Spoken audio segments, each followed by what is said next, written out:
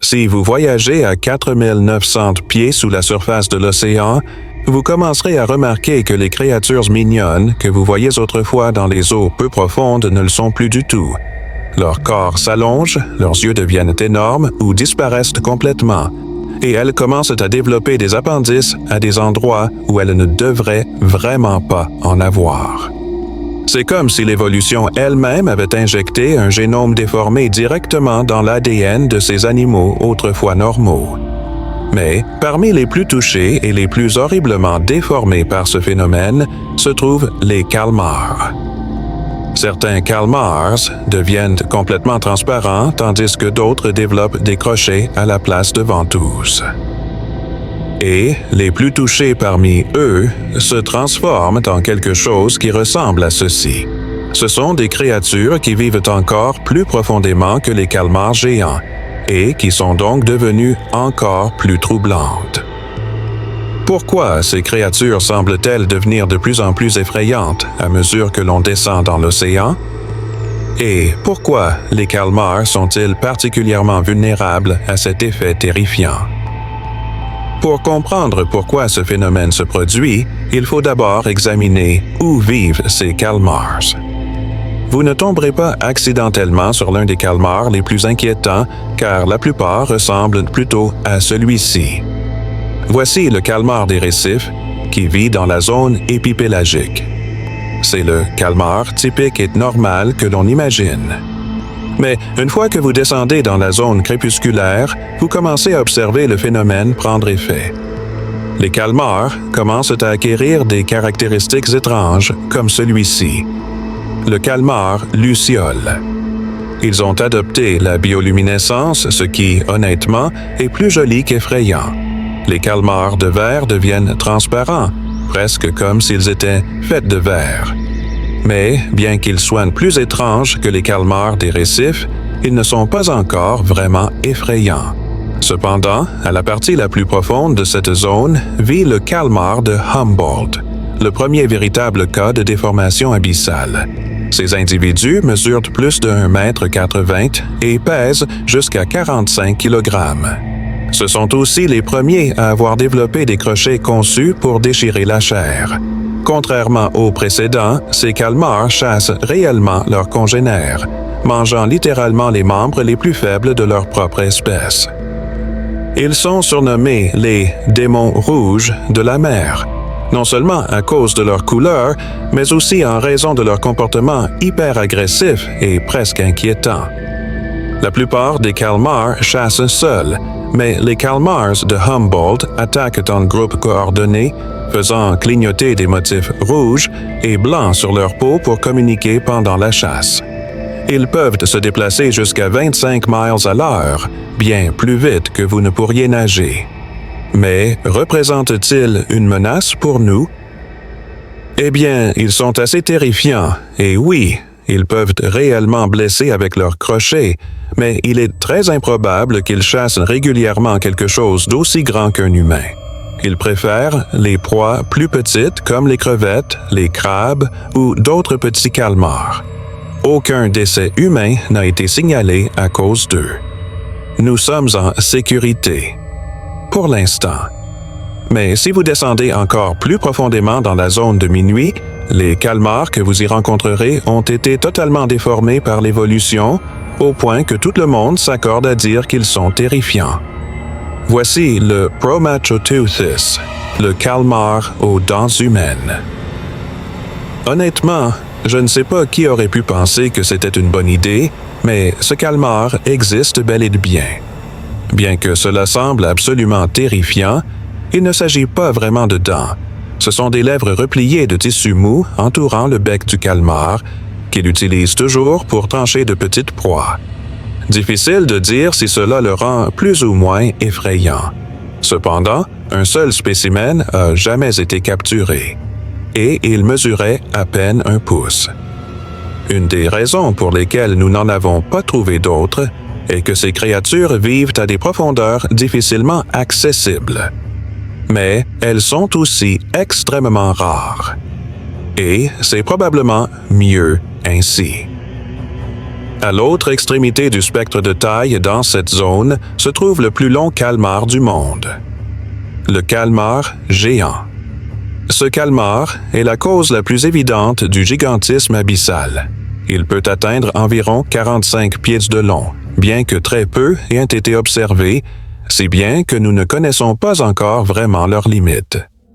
Il possède les plus grands yeux du règne animal, plus grands que des assiettes. Et comme ces calmars sont massifs, ils sont aussi dangereux. Ils sont connus pour combattre les cachalots qui plongent à des milliers de mètres pour les chasser. C'est grâce à ces combats que nous savons qu'ils existent. Des cicatrices de tentacules de calmars géants ont été trouvées sur la peau de baleine et des becs de calmars dans leurs estomacs. Beaucoup pensent que c'est cet animal qui a inspiré le mythe du kraken. Leur anatomie gigantesque est faite pour les grandes profondeurs. Un manteau massif de muscles, 2 tentacules munis de ventouses bordées de dents et un bec solide capable de couper la chair. Ils sont absolument terrifiants et c'est pourquoi ils sont si célèbres. Mais sont-ils agressifs envers les humains? Nous ne le pensons pas vraiment, surtout parce que personne ne les rencontre là-dessous. En conditions normales, ce sont des prédateurs embusqués. Ils guettent dans l'obscurité totale avant d'attaquer des poissons de taille moyenne ou encore d'autres calmars. L'autocannibalisme est courant chez les calmars abyssaux. Pourquoi deviennent-ils si grands? C'est un mélange de plusieurs facteurs, mais une théorie suggère que dans les profondeurs froides et pauvres en nourriture, les grands corps conservent mieux l'énergie. Ils peuvent stocker plus de nutriments et se déplacer plus efficacement sur de longues distances. Une autre idée est que les animaux plus grands peuvent voyager plus loin pour trouver de la nourriture ou des partenaires dans un environnement aussi vide. Mais malgré leur taille absolument colossale, nous ne savons presque rien d'eux. Nous ignorons combien ils sont, combien de temps ils vivent, comment ils se reproduisent ou où ils pondent leurs œufs. D'une certaine manière, c'est ce qui les rend si fascinants. Et pourtant, ils ne sont pas encore les plus effrayants des calmars, car nous ne sommes pas encore proches du fond de l'océan. Plus profondément que la zone de minuit se trouve la zone abyssopélagique, aussi appelée la zone abyssale, ou tout simplement l'abîme. C'est littéralement ce que c'est. Un vide noir infini s'étendant de 4000 à 6000 mètres sous la surface. À cette profondeur, aucun rayon de soleil ne peut atteindre l'eau. La pression est immense, et comme il n'y a pas de lumière, la température y est à peine supérieure au point de congélation. Toute vie y semble évoluer au ralenti. Il n'y a pas de plantes et la plupart de la nourriture provient de la neige marine tombant des couches supérieures. Alors, que vit ici? Seules des créatures hautement spécialisées, vers abyssaux, concombres de mer, méduses abyssales, et bien sûr des calmars. Asperoteuthis acanthoderma est un calmar incroyablement fin mais extrêmement long, atteignant jusqu'à 4,5 mètres. Et tout ce qu'il fait, c'est dériver. Il est presque entièrement gélatineux et nous savons très peu de choses à son sujet à cause de la profondeur à laquelle il vit. Il chasse probablement grâce à ses bras filiformes traînants, capables de détecter les vibrations. Mais la vérité sur ces calmars reste encore largement inconnue. Et tout au fond de la zone abyssale vit le seul calmar plus lourd que le calmar géant, le calmar colossal. Je sais, ces noms deviennent confus et j'ai moi-même du mal à les prononcer, mais suivez-moi. Le calmar colossal est en réalité une espèce complètement différente du calmar géant. Ils ne sont même pas étroitement apparentés. Il appartient à la famille des Crunchidae, les calmars de verre. Bien que le calmar colossal ne soit pas transparent, le calmar géant appartient à la famille des Arcatudae. Alors, quelle est la différence? Le calmar géant est long, mince et rapide. C'est pourquoi c'est un prédateur embusqué. Le calmar colossal, en revanche, est plus court, mais atteint tout de même près de 11 mètres de long, épais et massif. C'est aussi un prédateur embusqué, mais d'une manière légèrement différente. Il repère les mouvements faibles dans l'obscurité, puis frappe avec des tentacules munis de crochets qui s'enfoncent et se tordent dans la chair. Une fois la proie attrapée, le calmar la tire vers lui et la déchiquette avec son énorme bec, capable de trancher des os. C'est un véritable poids lourd parmi les calmars. Le plus lourd jamais enregistré pesait plus de 450 kg, atteignant environ 495 kg, et on estime que les plus grands pourraient atteindre jusqu'à 600 kg.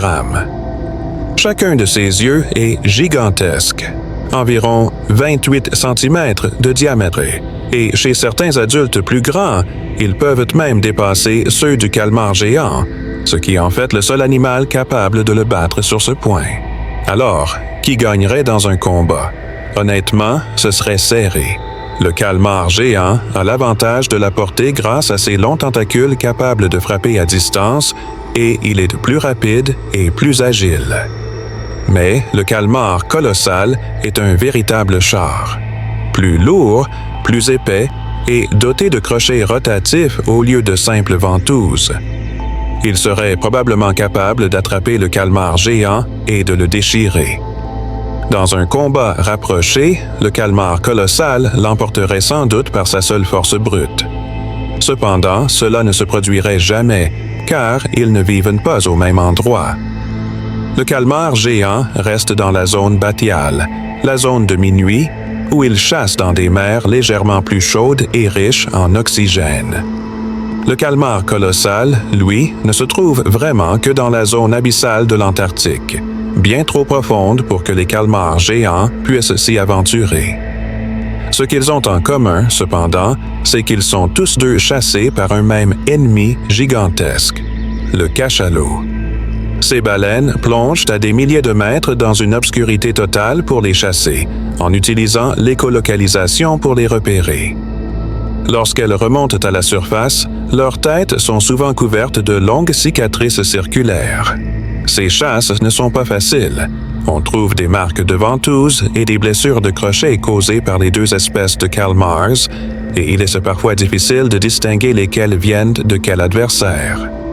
Dans les estomacs des baleines, les scientifiques ont trouvé d'énormes becs, la seule partie du calmar qui ne se digère pas en raison de sa solidité. Alors, qu'y a-t-il encore plus profond? La seule chose sous la zone abyssale est la zone Hadal, le fond absolu de l'océan. Elle commence vers 6000 mètres de profondeur et descend jusqu'au point le plus profond de la Terre, la fosse des Mariannes, presque 11 000 mètres sous la surface.